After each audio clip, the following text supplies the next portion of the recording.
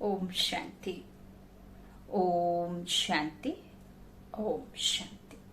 27/7/2021 प्रातः मुरली। ओम शांति।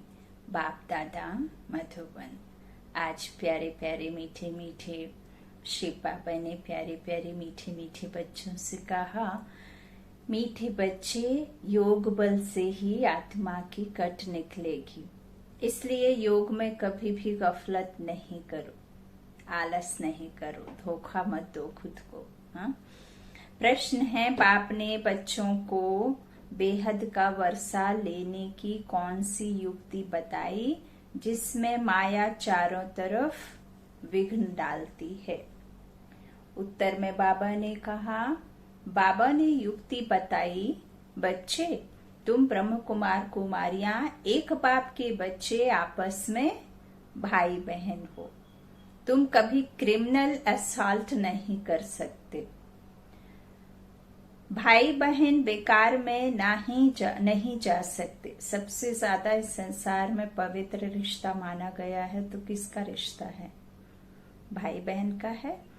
तो बाबा कहते हैं कि बेकार में नहीं जा सकते, क्योंकि हम एक पिता की संतान और ब्रह्मा बाप द्वारा एडॉप्ट किए बच्चे ब्रह्म कुमार कुमारियां आपस में प्रजापिता ब्रह्मा मुख वंशावली तो भाई बहन हो गए। जैसे ऐसे समझिए कि घर यदि कोई बहुत पैसे वाला किसी गरीब को एडॉप्ट करता है, गोद लेता है, तो भले उसके घर में कोई होगा भी, लेकिन ये रोड से उठाकर या गरीब बच्चे को गोद लेते हैं तो वो दोनों, जो उस बाप का बच्चा और ये जो गरीब बच्चा गोद लिया, दोनों आपस में भाई बहन हो जाएंगे कि नहीं हो जाएंगे? तो यहाँ भी हम शिव पिता के द्वारा एडॉप्टेड बच्चे आत्माएं, एक पिता की संतान भाई भाई, और यहाँ ब्रह्म कुमार कुमारियां आपस में भाई बहन। तो इसीलिए बाबा कहते हैं, इस तरह से कोई भी भाई बहन बेकार में जा नहीं सकते। तुम्हें शिव बाबा की मत पर चलकर बेहद का वर्षा लेना है, परंतु माया कम नहीं है, चारों तरफ इसमें ही विघ्न डालती है। हम भाई बहन हैं, एक बाप से वर्षा लेते हैं या भूल जाते हैं। गीत है, तुम्हें पाके हमने जहां पा लिया। ओम शांति। गीत का एक अक्षर ही काफी है। बच्चे जानते हैं बेहद के बाप से बेहद का वर्षा मिलता है और कल्प कल्प मिलता है। यह भी बच्चे जानते हैं कि बेहद का वर्षा बरोबर भारत को मिला था, अब वह नहीं है, फिर से मिल रहा है। देखते हो, अभी तो स्वर्ग का वर्षा नहीं है, रावण द्वारा नरक का श्राप मिल रहा है। श्राप से मनुष्य दुखी है, और श्राप कौन से हैं? 5 विकार। वो 5 विकार ही इस संसार को दुखी करने के कारण हैं। रावण रूपी विकार, काम क्रोध मोह लोभ अहंकार।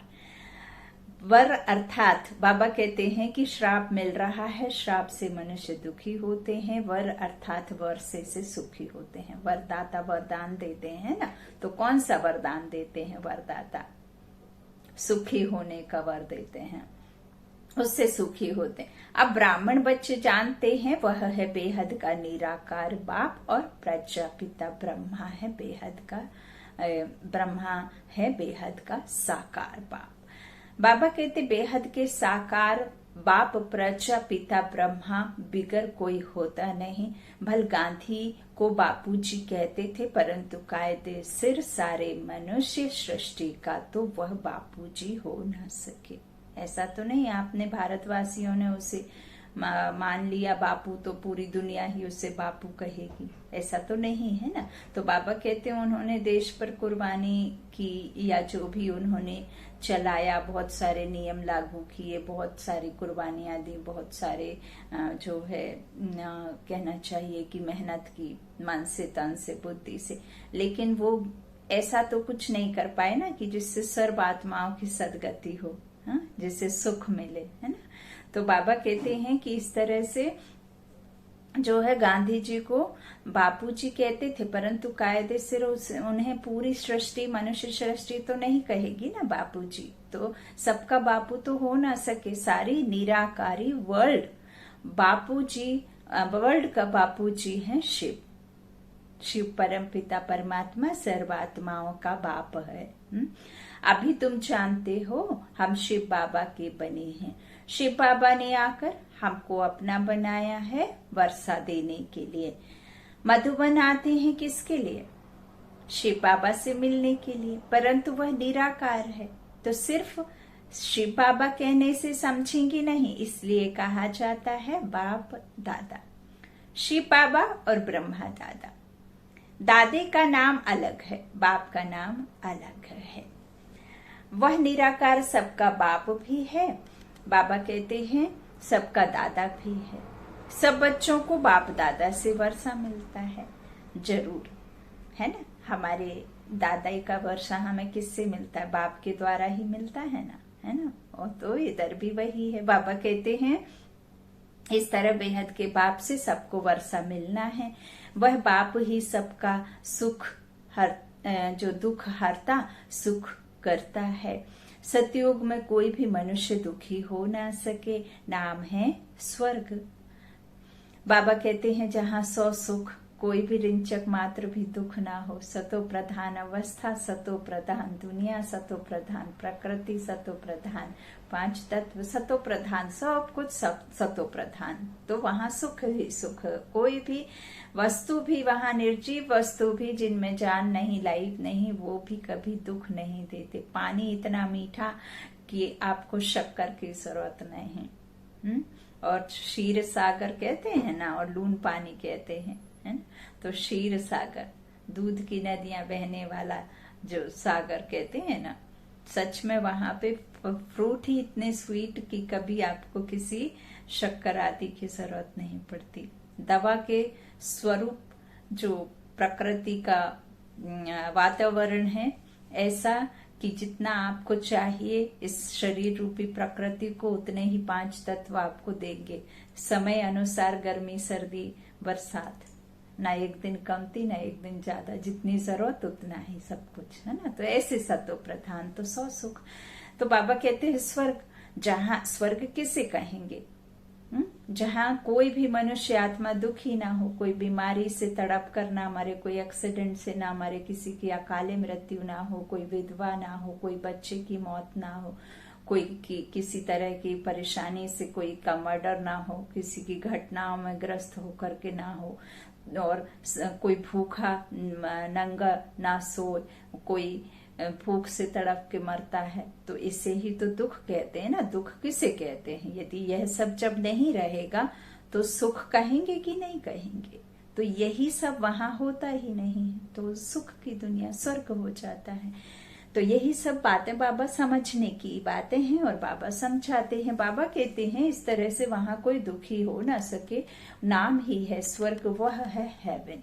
स्थापन करने वाला गॉड फादर। भारत सबसे पुराना है तो जरूर सबसे नया था, तब तो अभी सबसे पुराना हुआ ना, हुआ है। बाबा कहते सतयुग कलयुग भारत को ही कहा जाता है। स्वर्ग का द्वार नरक से होकर जाता है, नरक से होकर ही स्वर्ग में जाना होता है।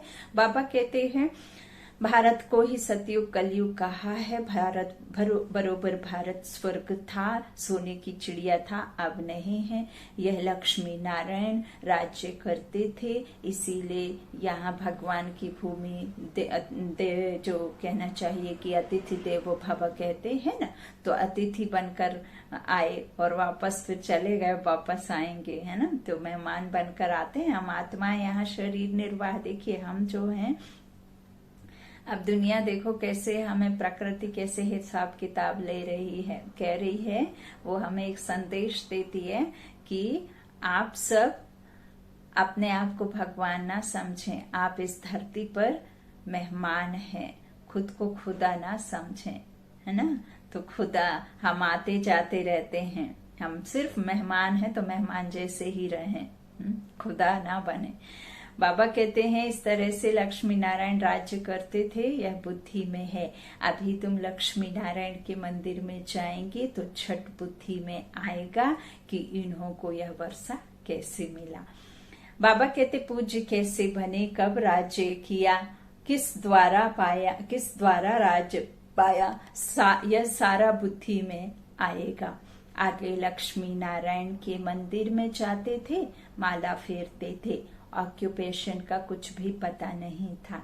अभी सिर्फ तुम्हारी बुद्धि में है, मंदिर में जाकर खड़े होंगे तो हर्षित होंगे। क्यों हर्षित होंगे?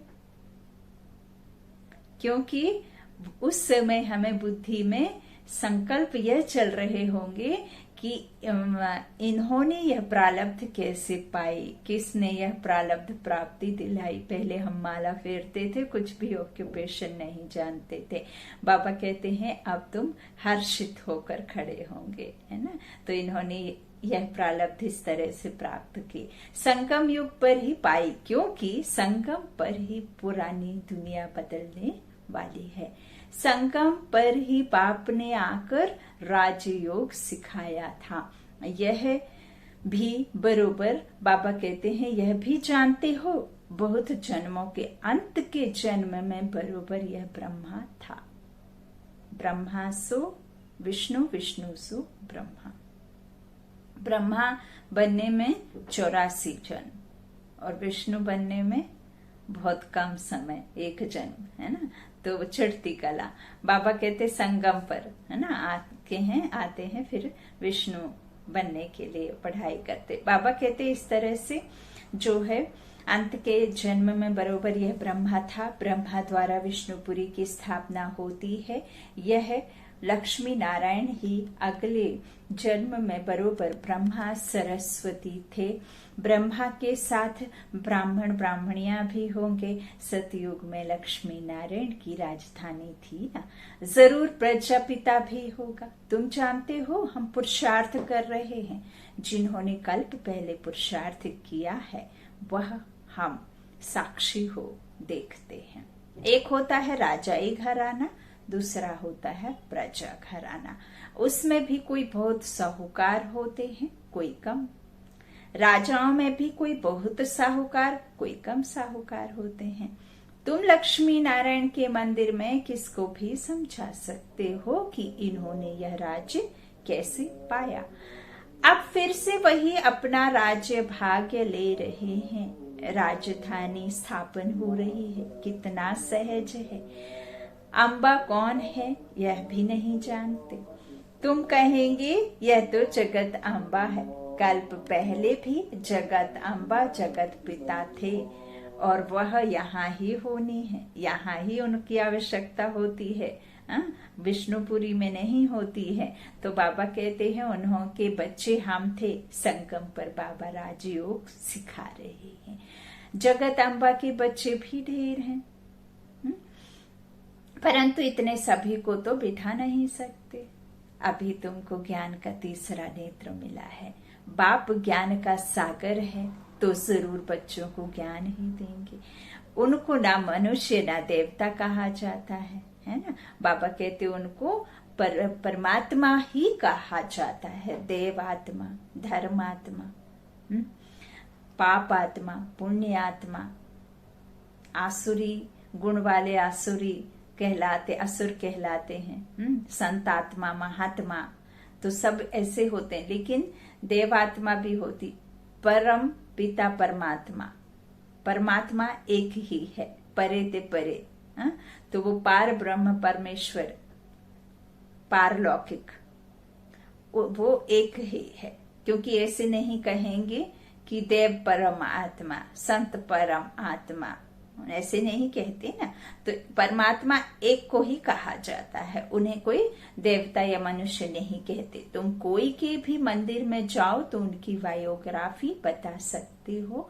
राम के लिए भी तुम समझा सकते हो। चंद्रवंशी जो घराना अभी स्थापन हो रहा है, तो एक है जो सतयुग में 16 कला संपूर्ण होने से महाराजा महारानी, फिर चंद्रवंशी में आके राजा रानी। तो वो अपने राजाई महाराजा महारानी अपनी राजाई किसमें ट्रांसफर कर देते हैं, चंद्रवंशी घराने में। ऐसा नहीं कि लड़ाई करना पड़े या दुनिया खत्म होए तभी वह राजाई उनको प्राप्त होगी, है ना। तो वहां तो श्रेष्ठ होते हैं ना। बाबा कहते इस तरह से राम के लिए भी समझा सकते हो। ब्रह्मा द्वारा ब्राह्मणों का भी धर्म स्थापन होता है। ब्रह्मा का नाम कितना बाला है। ब्रह्मा द्वारा बाप ब्राह्मणों को रचते हैं। तुम ब्रह्म कुमार कुमारियां होने से जानते हो हम एक बाप के बच्चे आपस में भाई बहन हैं। फिर हम क्रिमिनल असॉल्ट कर नहीं सकते, भाई बहन विकार में जा नहीं सकते। बाप ने यह युक्ति रची है। बाबा कहते ड्रामा अनुसार तुम भी ब्रह्म कुमार, हम भी ब्रह्म कुमारी। वास्तव में सारी दुनिया बीके है परंतु जानते नहीं हैं। हम शिव बाबा की मत से बेहद का वर्षा ले रहे हैं। माया भी कम नहीं है, चारों तरफ विघ्न डालती है। हम भाई बहन हैं, एक बाप से वर्षा लेते हैं, यह भूल जाते हैं। यह तो अच्छी रीति समझते हो। सतयुग में एक ही धर्म रहता है, बाकी सब धर्म खत्म हो जाने हैं। अद्वैत धर्म की स्थापना हो रही है जहां कोई लड़ाई आदि की बात नहीं है। राम ने भी जो कह दिया है, दंत कथाओं में लिख दिया है, लोगों ने समझ लिया है कि उन्हों को इतना कष्ट हुआ, सीता चोरी हुई, ये हुई वो हुई। तो मनुष्य आत्माएं फिर ये भी कहती हैं कि कैसा भगवान है, इतनी ताकत नहीं है कि अपनी पत्नी को बचा सके, तो क्या काहे का भगवान, क्योंकि वहां ऐसा कुछ हुआ ही नहीं था। राम राज्य जब होता है तब किसी तरह की कोई सीता आदि चोरी होती ही नहीं है। अवधपुरी, यूं तो फिर आप समझें तो समझ सकते हैं, अवधपुरी का मतलब होता है जहां किसी का भी वध ना हुआ हो। अयोध्या, जहां को किसी तरह का युद्ध ना हुआ हो और अहम पर जीत हुई थी, है ना। तो इस तरह से जो बातें कही गई हैं उसके पीछे का भी बाबा बैठ सब कुछ समझाते हैं। जब गॉड ने गॉडेस की, लॉर्ड की रचना की, तब जब तक उनको कोई भी दुख था ही नहीं, ना राम के जमाने में और ना महारानी जो लक्ष्मी नारायण के समय में। तो दो युग में कोई रिंचक मात्र दुख था नहीं। यह सब कथाओं में राम सीता का जो लिखा हुआ है वो अभी की ही बातें हैं, अभी ही सीताएं हैं और अभी ही रावण है और अभी ही द्रौपदियां हैं, अभी ही महाभारत की लड़ाई है और अभी इसी समय के ही चीरहरण की, दुशासन की बात हुई है। तो यह सब बुद्धि से समझने की बातें हैं। बाबा कहते हैं जो हम भाई बहन हैं एक बाप से वर्षा ले रहे हैं, यह हम सब भूल गए। बाकी बाबा कहते हैं कि यह तो अच्छी रीति समझते हो कि सतयुग में एक ही धर्म रहता है, बाकी सब धर्म खत्म हो जाने हैं, यह भी बच्चे जानते हैं। यह कोई नई बात नहीं है, हर 5000 वर्ष बाद यह चक्र फिरता है, तिथि तारीख भी लिखी हुई है, यह भी बुद्धि में रहना चाहिए। हम शिव बाबा से इस युक्ति से वर्षा लेते हैं। बाबा कहते हैं लक्ष्य तो मिला हुआ है ना, बाप को याद कर बाप से वर्षा लेना है। बाप को याद कर बाप से वर्षा लेना, यह आप याद रखेंगे तो याद में ठहरे रहेंगे। याद अर्थात योग बल से ही कट निकलेगी, इसमें कोई गफलत ना हो, इसलिए मुरलियां मिलती हैं। निश्चय बुद्धि पक्का है तो भल कहाँ भी चला जाए, समझो मुरली नहीं मिलती तो भी बुद्धि में है ना कि हम बाबा का बन गया। बाबा ने समझाया तुम्हारी आत्मा तमो प्रधान बनी है, अब तुम बाप को याद करो तो तमो प्रधान से सतो प्रधान बनेंगे। यह महामंत्र एक बाप ही बतलाते हैं और कोई बतला ना सके। बाबा कहते हैं इस तरह से यह अक्षर जो बाबा बताते हैं ना कि और कोई बतला ना सके, बाप ही कहते हैं मीठे मीठे बच्चे याद के बल से ही तुमको तमो प्रधान से सतो प्रधान बनना है। और बाबा कहते यह अक्षर है, परंतु किसकी बुद्धि में नहीं आता। यह बाबा कहते हैं अब तुम समझते हो। बरोबर कल्प पहले भी बाबा ने यह अक्षर कहा था कि देह के सब धर्मों को छोड़ अपने को आत्मा समझो। यह सब देह के धर्म है ना। सबका बाप एक ही है, सब आत्माएं उस एक बाप को पुकारती हैं। पॉप भी गॉड को याद करते हैं, कहते हैं ओ गॉड फादर रहम करो, इन मनुष्यों की क्रोधी बुद्धियों को पलटाओ तो यह आपस में लड़े नहीं। याद तो बाप को ही करेंगे ना, और कोई को याद नहीं करते, शिव बाबा को ही पुकारते हैं कि आकर पतितों को पावन बनाओ। पावन बनेंगे फिर तो इस छीछी रावण की दुनिया में रह नहीं सकेंगे, फिर जरूर नई दुनिया चाहिए। क्योंकि कहते हैं ना देवी देवताओं के पैर धरनी पर नहीं लगते। धरनी मतलब इस छोटी दुनिया में, रावण के राज्य में नहीं लगते। इस मनुष्य की दुनिया में देवताओं के पैर नहीं रहते। तो यही बात बाबा कहते हैं, ऐसा नहीं है कि दुनिया बादलों में टिका लेंगे, दुनिया यहाँ ही है, लेकिन उस दुनिया को यहाँ स्थापन करना है। उस संसार को, सुख के संसार को, सार वाले संसार को यहाँ लाना है। इस बेमतलब के संसार को खत्म करना है। तो वह कैसे होगा, यह सब बाबा समझाते हैं। बाबा कहते हैं फिर जरूर नई दुनिया होगी, कलयुग से बदलकर सतयुग तो होगा ही ना। परंतु इतना भी नहीं समझते हैं कि एक डॉक्टर आया था, कहता था कलयुग तो कलयुग ही चलेगा। अरे सदैव कलयुग ही कैसे चलेगा? कलयुग कोई अच्छा है क्या? समझते थोड़े ही है, सिर्फ भावना है। औरों को ले आते हैं, उनको तीर नहीं लगता, और कोई आने वाले को तीर लग जाए तो भी कुछ न कुछ दलाली मिल जाएगी। हम स्वर्ग में आ जाएंगे, बाप से थोड़ा भी आकर सुनते हैं तो भी स्वर्ग में जरूर चले जाएंगे, फिर भी हेवनली गॉड फादर के सामने आकर बैठे हैं। बाप समझाते हैं मैं सबका बाप हूं ना। कोई मानते नहीं है कि शिव बाबा कैसे आएगा। अरे आत्मा आ सकती है तो मैं क्यों नहीं आ सकता? जब भूत प्रेत की आत्मा किसी भी चलते फिरते मनुष्य आत्मा में आ सकती है, उसे अपना बना सकती है, उसे अपने समान कार्य करा सकती है, तो ये तो सर्वशक्तिमान भगवान है, ये क्यों नहीं आ सकते? तो बाबा कहते मैं क्यों नहीं आ सकता हूँ? नहीं तो मैं कैसे आऊं? पुकारते भी हैं हे पतित पावन बाबा, आकर पतित से पावन बनो। बाप कहते हैं मैं आता ही हूँ भारत में ही हूँ, कल्प कल्प के संगम पर एक बार ही आता हूँ। तुम जब 84 जन्म पूरे करते हो तो मैं आता हूँ। तुम बच्चों को निश्चय है बाबा आया है फिर से वर्षा देने। बाप कहते हैं मेरा धंधा ही है पुरानी दुनिया को बदल नई दुनिया स्थापन करना, इसलिए गाया हुआ है नई दुनिया की स्थापना, पुरानी दुनिया का विनाश। फिर तुम पालना करेंगे, रोशनी मिली है ना। काली का मंदिर देखेंगे तो समझेंगे यह झूठा चित्र है। काली बरोबर जगदम्बा है, परंतु ऐसे भयानक रूप नहीं है। बंगाल में काली के आगे बलि चढ़ाते हैं, परंतु जानते कुछ नहीं। जगदम्बा के मंदिर में लाखों आते हैं, सदैव जैसे मेला ही है।